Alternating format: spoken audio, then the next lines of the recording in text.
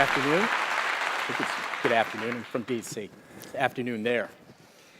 I'd like to talk to you about cryptocurrencies and specifically coin offerings and where regulatory headwinds our lenses are seeing from a government affairs firm, particularly who will win. It's clear that the regulatory issues that you see will determine how token sales will flourish in terms of the regulatory theater. Important quote, follow this quote. It's by Schopenhauer, a great philosopher and author. And remember this, the truth is always ridiculed. Also, the other point, it's violently opposed, and then it's self-evident. Very, very critical in this paradigm change. To be very to the point on this slide, I want to point out, this was back in 1968. All of you were here. When Citibank tried to put in place the issue of ATMs, they were violently opposed by the government or by Congress. They were violently opposed by the SEC so badly that they were going to fine them for putting ATMs. Well, it became self-evident. Moving to the point of conflict with regard to federal agencies, it's moving faster than I am, but you get the point. There's clearly a conflict. I think there's other speakers that have spoke upon it.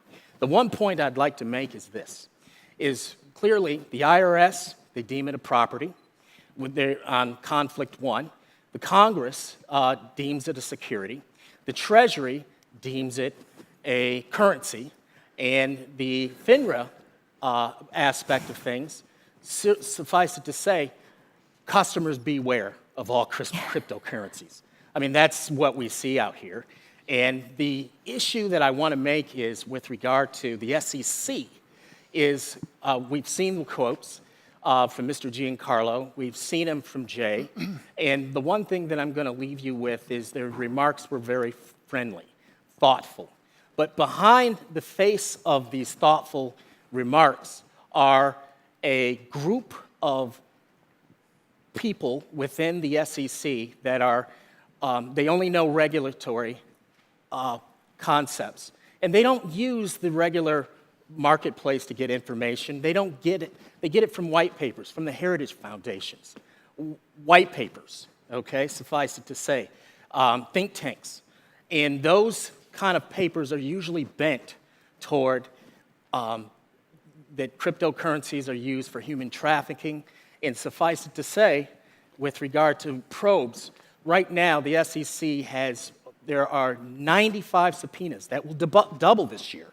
And not only that, you're going to see one landmark case in New York, the state of New York. So beware on that. And caveat emptor, beware. Be careful with your token sales. Now, with regard to K Street, that's where I spend my time. I'm not an attorney. But what I'm seeing on my group, on my network, is this. I see Amazon. I see some of the larger companies lawyering up, or lobbying up, I should say. And what they're doing is they're hiring lobbyists to push for regulation in token sales. And by virtue of that, then there's the other side that firms like mine that are trying to make the paradigm shift a reality.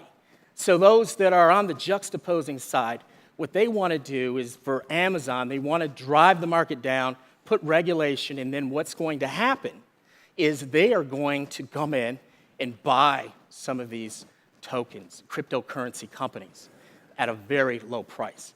Beware of that, okay? The other point I'd make in my last few seconds is this, simply this.